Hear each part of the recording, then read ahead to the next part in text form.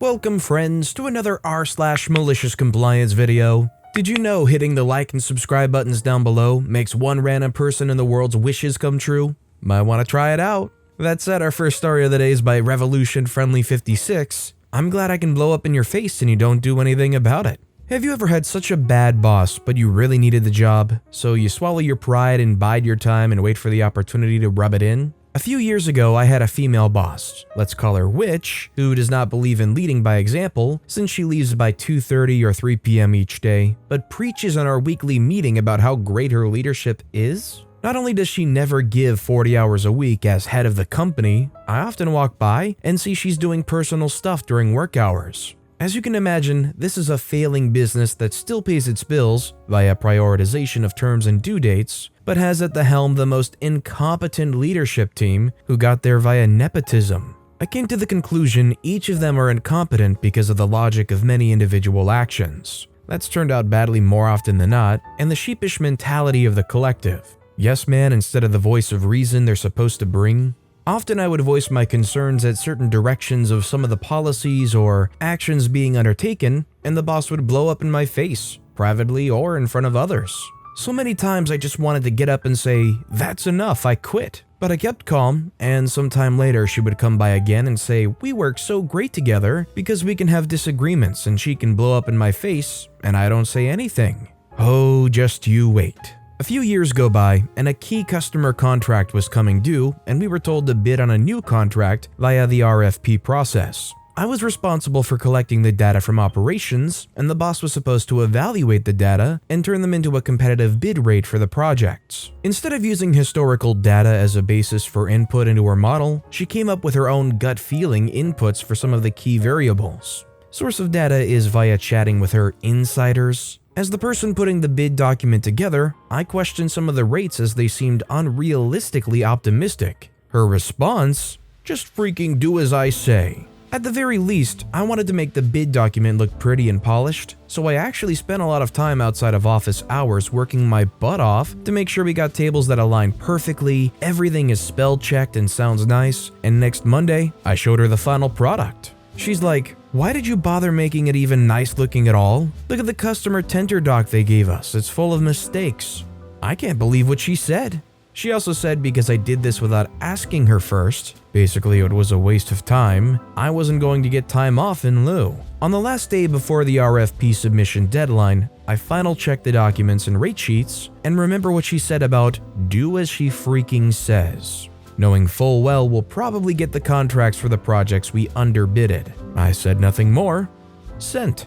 I was there for the big celebration for winning the major contracts. I was also there when reality sinks in that they'll be losing money for the next several years. We work in a tight industry where bad news travels fast, so a breach of contract would be the end of a company. I left shortly after. I heard that they really had to downsize the overhead, and the ownership stepped in and got rid of most of the top-heavy management. If you worked a job where the management was handling things in a terrible way, and that manager told you to do something exactly as they say, with you knowing full well it's going to lose that company money, would you be the type to try to talk to somebody higher about it? Or do you think you'd be the type to say, "Okay, this is exactly what they're asking of me"? Let me know what you think in the comments down below.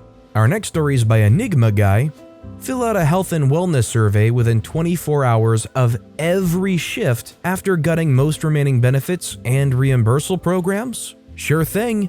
Like many other companies, our leadership recently released news of upcoming changes that, even though profits for our company are up, are eliminating most of the remaining perks that are still standing. Company supplied phones for anyone except the tops of the departments? Gone. Reimbursements for things like safety shoes, eyeglasses for those in the metals and fabrication areas? Gone. All 401k matches, merit increases, and/or bonuses frozen until figures reflect pre-pandemic levels, i.e. much larger profit margins even though workload has increased. Our direct area had a few manpower losses due to a few folks deciding to retire and a few that decided to pursue work-from-home opportunities.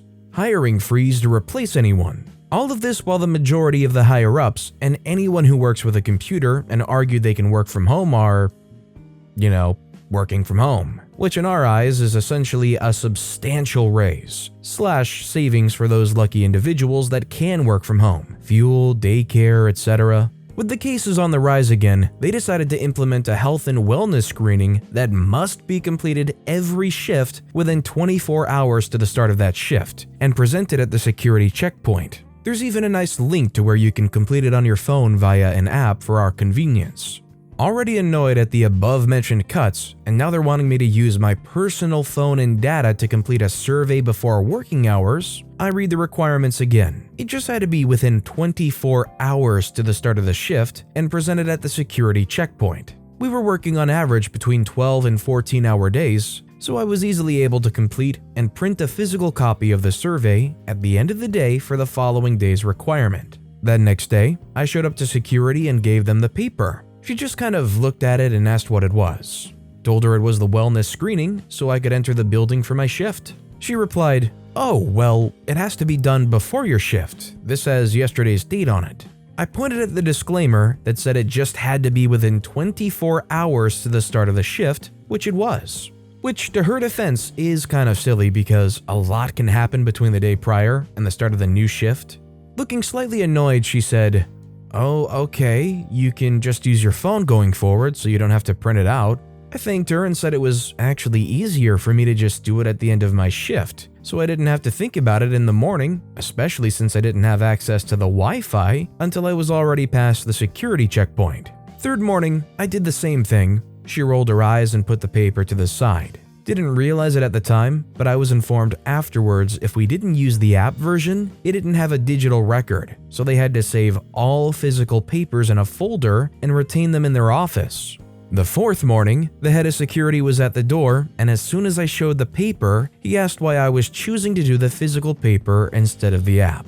Didn't want to get too in-depth, but told him it was easier for me to print it out at the end of the prior workday, and these guys don't pay my phone bill, so I wasn't going to use my personal phone and data to do a redundant survey off the clock every morning. He tried to argue the paper option was really only for the plants and not for the offices, and I was the only person printing them out in lieu of using the app. Told him I didn't see where it said plant use only on the form, and if that was the case, HR would need to update the verbiage.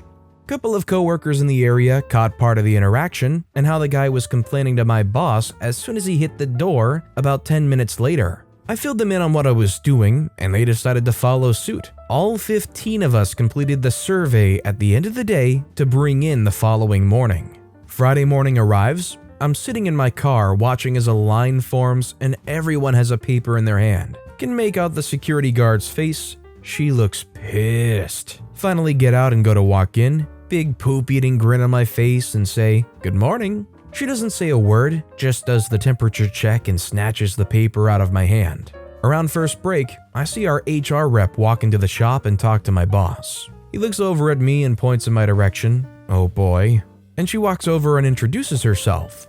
We'll call her HR QB because she looks like she can play for a minor league. She says, "Good morning, I'm HR QB with Human Resources. We received a call from the head of security and they're saying you're giving them printouts of the new health surveys. Do you need help with setting up the app?"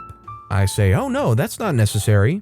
I actually already told them it's easier for me to do it at the end of my shift the day prior instead of doing it on my personal phone in the morning. I don't get very good reception here until I'm on the Wi-Fi, and that's past security." She says, "Well, you don't need to be on Wi-Fi here to complete the survey on the app. You can even do it at home before leaving for work and take a screenshot of the confirmation. That way you don't have to waste paper and the security team member at the door won't have to keep it in a folder and drop it off to the office every day. It'll save a lot of time and energy." I say, well, unfortunately, the company has taken away all of the company-issued phones, except for select individuals, and I'm not going to do the survey on my personal phone or during non-work hours. I agree doing the survey every single day is a bit redundant and wasteful, but it isn't my paper, and proof is required for me to enter the building. While it is tedious, I'm pretty sure that security's on their phone for 7 out of the 8 hours that they're stationed at the door. Think they can take 2 minutes to walk down the hall to drop off the papers at the office? Pretty sure I could have poked the vein on the side of her head and caused a stroke. I thanked her for her time, and my team lead came to pull me to help him with a job / save me. The first few days of the following week, most of my coworkers kept printing out the physical copies, which I thought was hilarious, but it was pretty short-lived.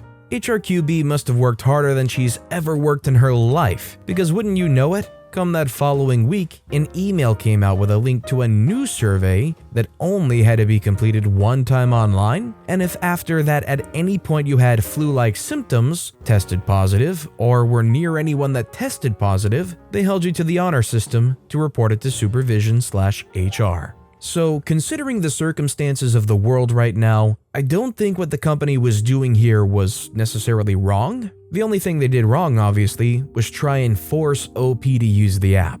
Everything would just go swimmingly as long as the security guard could take the 2 minutes to walk the papers down. Our next story is by Doomta Barnick.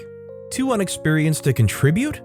Alright, I'll shut up from now on. I started as a nurse a few years ago. After being oriented in the ER, I got a position on a cardio unit in the same hospital. The manager of this particular unit was one mean old nurse pretty much everyone hated, except for a select few on the day shift. I was night shift. Now, a little personal background. When I started studying as a nurse, I had the chance to meet and spend a day with a primary care nurse practitioner. She inspired me to become one as well. So very early on in my training, I knew that's what I wanted to be. I worked hard to have good grades in class, and even outside of my classes, I was reading on the Merck manual, learning with osmosis, and reading scientific articles to increase my knowledge faster, knowing the job I really wanted required more advanced knowledge than what is required of a starting nurse. One night, my colleague is checking up a patient's file and asks out loud why the cardiologist prescribed colchicine for a patient with pericarditis. I knew the answer, so I informed her. She looked at me for a few seconds and said, "Okay." On the morning of the next day, my boss calls me in her office and sits me down. She said she received a complaint that I was speaking out of turn at the station, and she agreed that I was too unexperienced to offer advice, counsel, or information to nurses with more experience. She said I should keep my comments to myself until my place is secured in the team. Now keep in mind, I didn't intrude on a conversation or read over her shoulder. She asked a question out loud, and I thought I was helping her by answering. What I told her was right. The following nights, I didn't peep a word, nor any other night. Anytime my colleagues had a theoretical question or wondered something aloud, I stayed quiet and kept my head in my files. If they needed physical help, I'd give it without a word. Once, they even mentioned how quiet I was, and I told them I was told not to offer my opinion at the station, and it cast a chill, but they didn't push anymore. After a few months, I left that unit to go back to the ER, where I was truly appreciated and felt a part of the team. I'm now in an NP program. There's nothing like encouraging aspiring people in the medical industry by saying, literally do not offer any opinions, thoughts, or advice to anybody that is remotely above you. I feel like that might motivate people to achieve higher positions, but only because they want the privilege of being able to say stuff to people and answer questions they know is right. And our final story of the day is by Pappy317. So you want me to put it in the tray? This happened several years ago, so for a bit of background, I lost my left leg from the knee down over in some jungle, so they let me have a bionic one. Anyway, I got a new one just a couple of years back. The doc at the time told me in order to save myself some grief when traveling, especially when flying, I should let the TSA agent know that I have a prosthetic leg. They even gave me a little card that looked like a miniature X-ray to show them. So anyway, I'm in line waiting and I finally get to the table where the plastic bins are at. I start loading all my stuff in the bin and tell the TSA lady behind the table that I have a prosthetic leg. She gets about half smart and says, "Put it in the bin." I said, "Excuse me?" To which she goes full on smart butt and says, "Just put it in the bin and keep moving." So here's where I'm not sure if this is malicious compliance or am I the jerk. I hop up on the table while she's facing away, putting more bins up, and start removing my leg. Just to show how smug this lady was, she didn't even notice, of course. I make it look a lot harder than it actually is. Been taking it off and putting it on for years, so I'm pretty darn good at it. To the amusement of all those in line behind me and the TSA guy on the other side of the walkthrough scanner, I drop it in the bin, making sure that it gets the attention of Miss Smug TSA lady. Then I start hopping to and through the scanner on one leg. I think it was at this point, judging from the look on her face, she realized what I had said. But sorry miss, smug damage done. All the people who saw it all go down were chuckling, as was the TSA guy who waited for me to hop through the scanner with a big smile. I heard a couple of people say, "I guess I'll pay more attention now." Life goes on. I slapped the wheel back on, and as I was getting the rest of my stuff out the bin, a lot of them gave me high fives, including the TSA guy, who also said that it made his day. I just find it quite impressive that any airline employee, whether it's TSA or whatever, I know they don't actually work for the airline, would stand by their smug joke of saying, "Yeah, take off your leg and put it in the bin." Do you know how much bad PR that could cause? That would be an awfully great news headline for that airport. If so-and-so airport TSA forces person to take off their own prosthetic leg and put it through scanner was out there, I think it'd probably get a good few clicks. But with that being said, that's all the time we have for today. So of all these stories I've read today, which is your favorite and why? Let me know in the comments down below. And if you haven't yet, if you could like and subscribe, that would mean a lot to me. Whatever you do, whether it's liking, subscribing, turning notifications on, all of it helps grow this channel and I appreciate the heck out of it. So until next time, I'll see you all tomorrow with some more stories.